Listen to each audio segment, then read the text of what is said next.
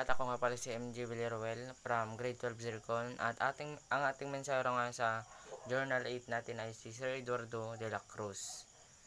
And meron siyang binahaging tatlong tumatak sa aking isipan na sabi nga ni Sir Eduardo na you are the created by the image of God. Sabi nga, binuo tayo sa tsura ng ating Panginoon and created in God's image. And yung number 2, created for a purpose. Lahat tayo create tayo ng Panginoon dahil merong purpose sa atin.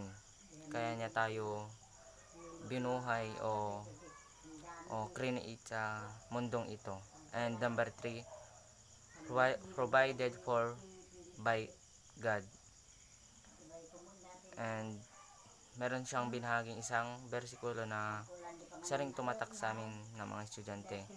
Genesis 1 verse 26 to 31.